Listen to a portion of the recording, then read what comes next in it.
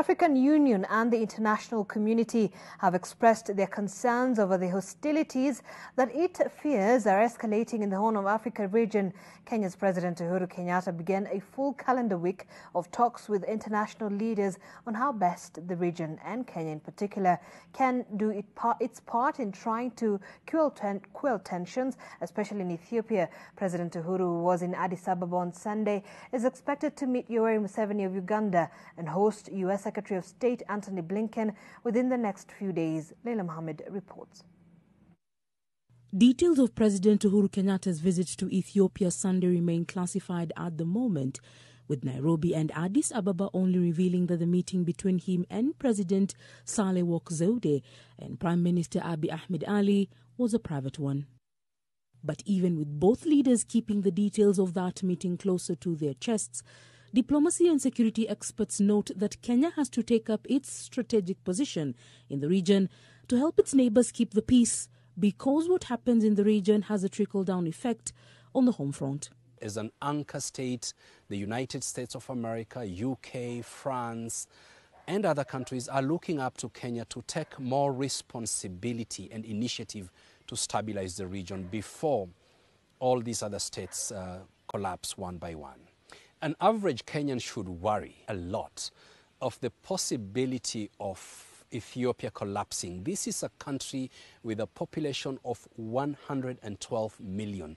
If Ethiopia collapses today, then we will have a deluge of refugees on our doorstep through Moyale. The African Union Special Envoy for the Horn of Africa, Olusegun Obasanjo, remains hopeful that dialogue can end Ethiopia's year-long war, but warned in a Sunday statement that such talks cannot deliver without an immediate ceasefire. The heads of state in the IGAD region are expected in Kampala Tuesday to discuss not only hostilities in Ethiopia, but the events further north in the Sudan, the fragile state that South Sudan stands in, and the political turmoil in Somalia as a matter of urgency. So-called tripartite initiative between Eritrea, Somalia and Ethiopia. The reason why, and this was a brainchild of Afewerki, the reason why Afewerki thought about that and coming up with such an idea was to weaken IGAD. This is a wake-up call for IGAD to take the initiative and to ensure that the IGAD countries come together to resolve their challenges, the problems that the region has been facing. While Uganda's President Yoweri Museveni has stepped up in calling for a speedy solution, experts say that key international players are looking at Kenya to step up even more aggressively in guiding her neighbors towards stability. The trip to Kenya by U.S. Secretary of State Antony Blinken is expected to touch on domestic matters but heavily about the region. Already, the U.S. has slapped Ethiopia and Eritrea with sanctions and frozen aid to Ethiopia and Sudan over hostilities that have escalated in the last few weeks.